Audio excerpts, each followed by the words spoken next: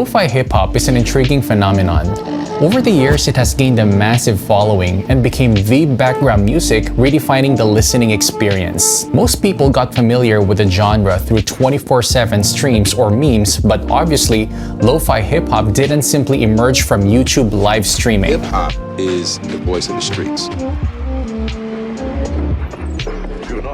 Bringing back Saturday mornings. However, critics of the genre dismiss its value for the same reason that fans find it appealing. And lo-fi hip-hop contains many more mutually exclusive paradoxes.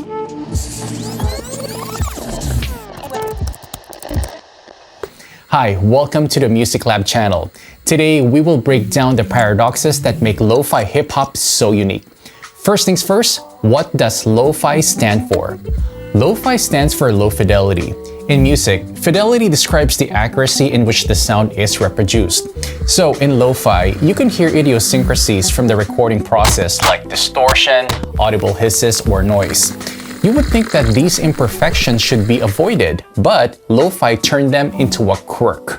Throughout decades, musicians desperately wanted to record their own music, but were unable to afford high-end equipment. The first lo-fi recordings can be traced way back to the 50s.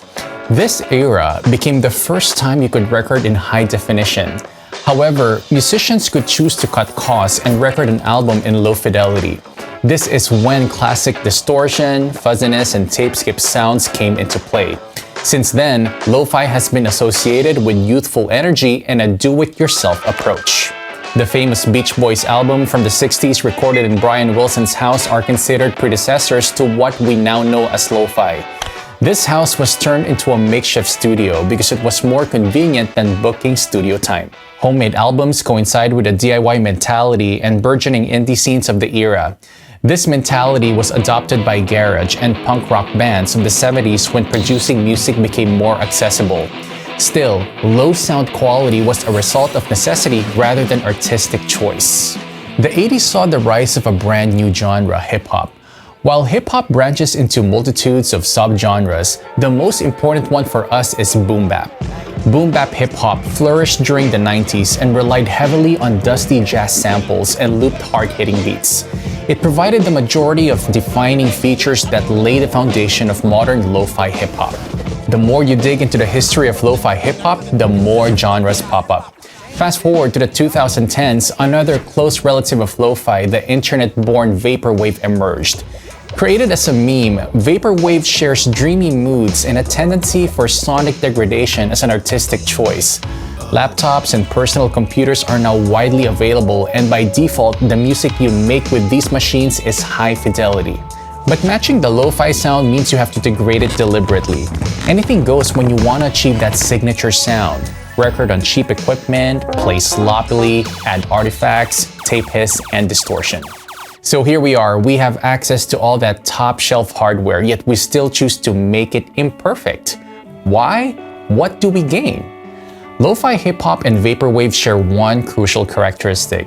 They rely heavily on nostalgia, which is evoked by artificial aging. Lo-fi hip-hop is a nostalgia-evoking genre that caters mostly to younger audiences like students. The majority of lo-fi tracks tend to sound melancholic, both wistful and hopeful. Simple, toned-down melodies paired with jazzy chords and vinyl cracking produce that fuzzy feeling of nostalgia. Many tracks incorporate samples from movies and cartoons. The sole knowledge that sample is from a children's cartoon is enough to recall childhood memories. Lo-fi hip-hop relies upon elaborated form of reflective nostalgia. It engages both with hyper-specific memories of popular media and simultaneously with a vague abstract longing for the past. The listener is fully aware it never existed and its impossibility is accepted, even cherished and valued in its own right. Despite going fully digital, music producers continue to hang on to the past. Artificial analog sound creates an emotional connection with better and simpler times. Because lo-fi hip-hop includes simple, repetitive sounds and straightforward formulas, critics claim that anyone can easily replicate it. Lo-fi can be produced rapidly. You can pump out an album worth of material in a day. Take a laid-back beat, add a couple of chords on a piano or guitar,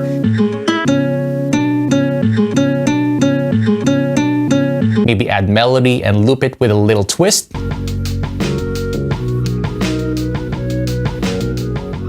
You're all set. Even though the entry level is accessible, there's a huge difference between a novice and a veteran producer. To tell one from another, look for variations in composition, the relation between the groove and the harmony, little arrangement embellishments, ear candy, and how the sounds are processed. While these things are true for any genre, lo-fi is usually played in the background and the subtleties often remain unnoticed. The inherent simplicity and lack of demand for intricacies led to the oversaturation of the scene. There's a plethora of tracks and producers to choose from. However, that ease of production and formulaic nature make lo-fi what it is, internet folklore, that invites everyone to participate. Its repetitiveness lulls and hypnotizes, while the seemingly endless pool of tracks allows for a continuous streaming of beats that go 24/7. Since the late 2000s, new genres emerged online that developed primarily through the internet. Being one of them, lo-fi is often perceived as a micro-genre because of its stylistic constraints and being the heir of hip-hop. A micro-genre is defined as a niche music that only a few dozen people listen to, but in the case of lo-fi, this can't be further from the truth.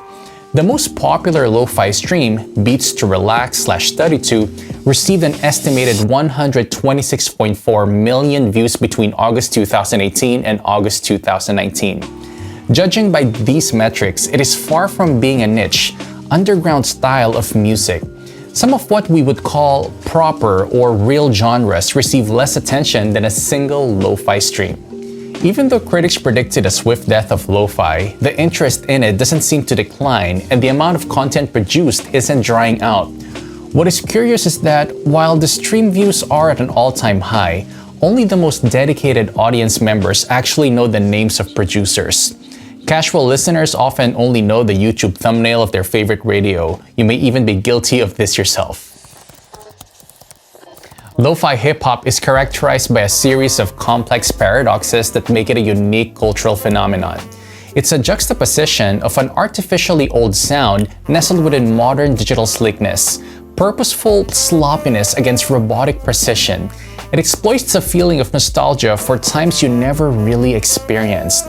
While the accessibility may oversaturate the scene, it also makes it a form of internet folklore that is simultaneously niche and mainstream. We hope that you learned something new from today's video. What do you think the future of lo-fi will be like? Will it stay on continuous loop or fade out of existence? Let us know in the comments below. Like, subscribe, click that bell button, and share the video with your friends. Submit your lo-fi beats to our channel, and as always, enjoy the music.